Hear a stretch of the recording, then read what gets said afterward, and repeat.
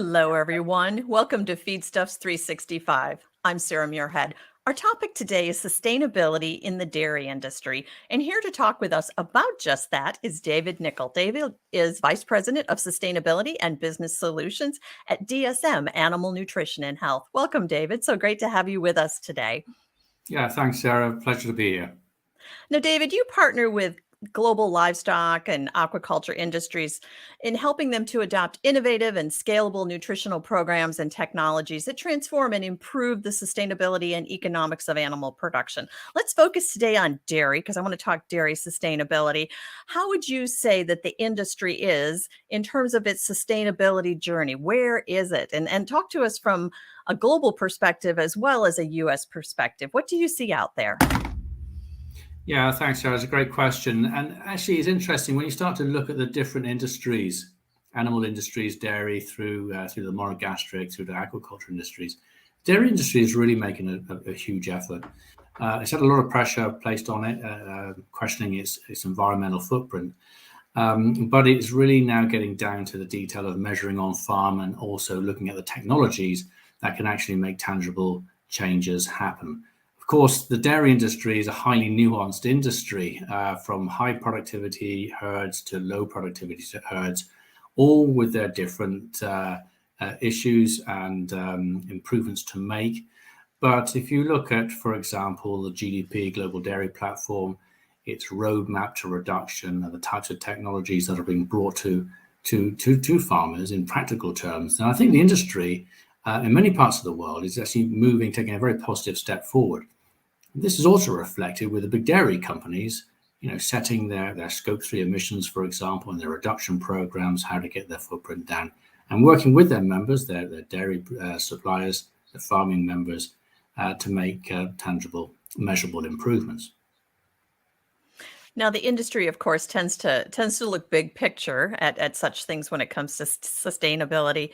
But there must be some variation between that top producer and those bottom producers. Is that variation, is that pretty extreme, or is it really not that much of an issue? Where do we stand kind of on that comparison? There is a big difference between a very sort of highly productive, progressive kind of farm using all the latest technologies, biogas on site and things like that. Then they tend to have a much lower footprint, environmental footprint, and if you specifically drill down to say carbon as a good metric to compare against, then they typically have a much lower footprint compared to a low productivity herd, a herd which perhaps is not using the latest technologies or installing biogas and manure management systems, the latest manure management systems. So there is a big difference, and we shouldn't just use averages all the time, because I think if you're a very progressive farmer and you do have a low footprint, then you want to be recognized for that, right? These differences do exist. So how best then does the industry or individual dairy go about measuring the footprint of an operation, and is that one-on-one measurement? I mean, is that, you just mentioned, that is pretty important. Yeah, it's very important, Sarah. You could ask yourself, do you want to use the industry's average data, or proxy data set, or do you want to use your own data? And if, as I said, if you've made those investments and made those improvements on farm, and you do have legitimately a lower footprint, then why not capitalize on that? So that's about using your own data, your own primary data, in doing your footprint calculations, and this is full life cycle analysis calculations. So is that something you can do as an individual producer, your life cycle calculation, or is that something somebody you need to bring in to do that for you? How best do you go about that process? Yeah, this is something that you're not going to do yourself. You bring in expert help to manage that, and increasingly the industry, not just the dairy industry, but all animal producing industries are recognizing the importance of understanding their own individual footprint at farm level. Every farm is different. It's a highly nuanced space. So it's about getting onto systems that allow you to measure with accuracy and credibility. And that's really important, because at the end of the day, you're generating data, and that data can unlock a lot of value for you, but it has to be credibly measured. And that means that the data going into the calculation engines to calculate the life cycle analysis are reasonably assured, and that the engine itself for calculation is also ISO compliant, etc. And using the latest internationally recognized standards for, around the methodologies for calculation. And that's really important. And once you have that in place, then you're generating ISO compliant data, which can be used for numerous things, so it allows you from your own company reporting, you can stand behind your numbers. It can start to unlock and be used in say, green financing and in the financial institutions towards, better loan conditions with a proven lower footprint, of course, as well as things like labeling schemes. So here you see the latest labeling schemes, particularly in Europe, where they're moving towards these kind of eco-labeling schemes. It's not just about carbon, it's about your full footprint. That's really important. And giving a contextual labeling score for a consumer, kind of A to E, green to red, in where you sit there. And to get onto those schemes and unlock that value, maybe at a different price point to the consumer, for those consumers who are looking for a product with a low footprint or a sustainably produced product, then of course having the right data in place to comply and to qualify for such schemes is really important. And you want your own data, right? So it's about calculating with your own primary data. Well, and it filters down to your revenue off of your operation, your return off your operation too. So knowing that data when it comes specifically to you, you have a better control throughout that whole process. So let's talk nutritional programs here. What's being done at the farm level to lower emissions from dairy cattle to improve that sustainability picture? Yeah, and that's again another area to also improve your business result, right? And we always take, footprinting. We look at environmental footprinting as a very good business diagnostic.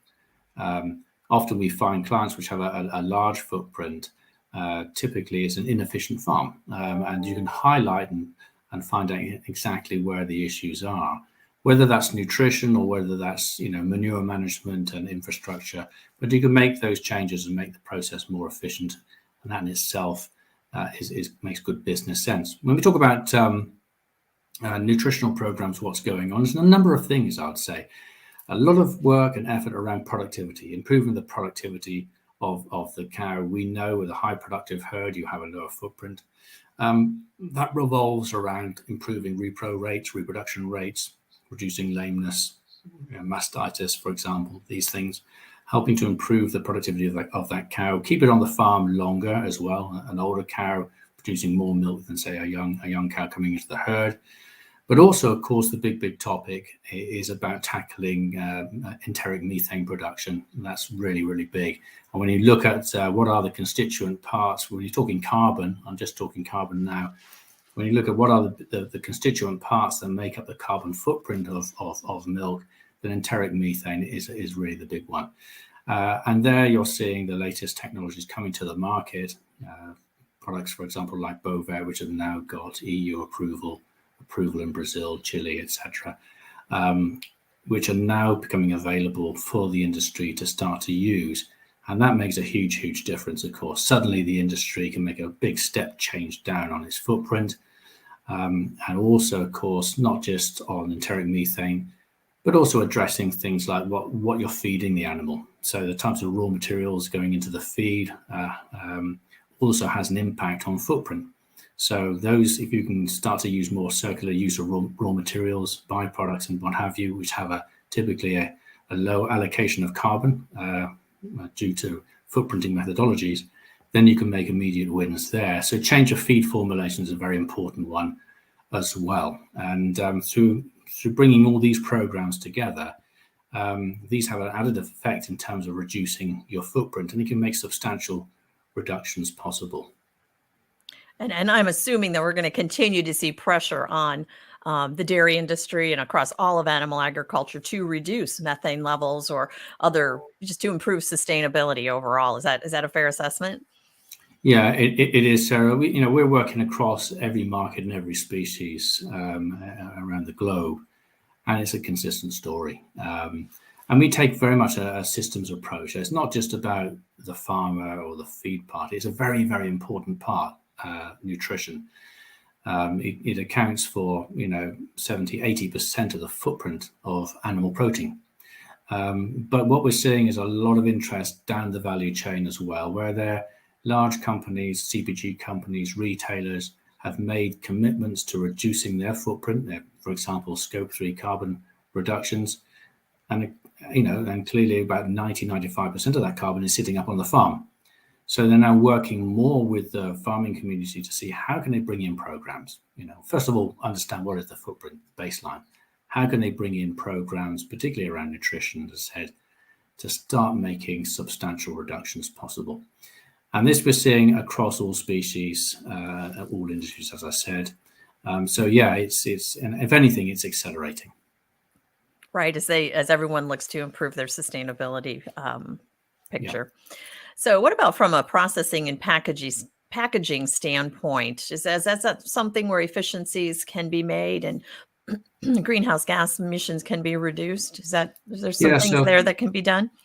Yeah, certainly. So, and you've got to look at it in a complete system approach, right? So it's not just about what's happening with the cow on the farm.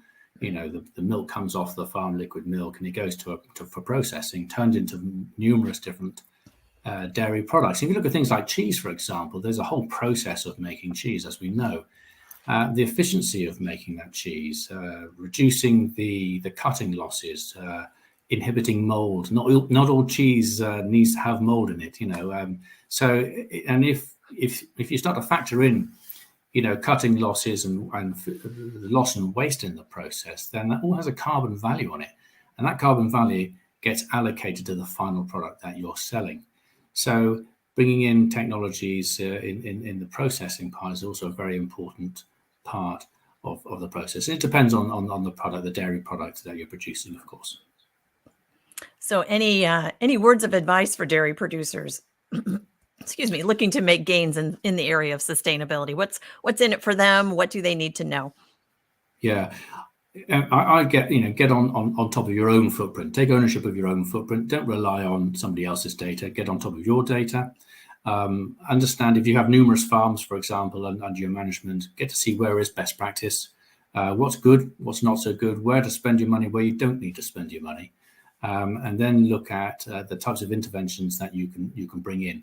Many of those interventions are which can make a big difference are nutritional. We know that, and those themselves lead to efficiency gains. So they will typically bring you in a better bottom line performance. But at the same time, you'll get a reduction in your footprint. I think the important thing also to remember, it's not just about carbon. Think about full footprint, the full life cycle analysis. And that's really important, particularly if you start to look at the latest labeling schemes, which are using the full footprint information and not just carbon to give the consumer a contextual label on what is a sustainable product. And that means understanding things like your nitrogen management, phosphorus management, and things like that. So getting on top of your footprint will lead to a lot of opportunities. Very good. Our thanks to you, David, for sharing your time today and your insight with us. David Nickell, Vice President of Sustainability and Business Solutions at DSM Animal Nutrition and Health. Until next time, for Feedstuffs 365, I'm Sarah Muirhead.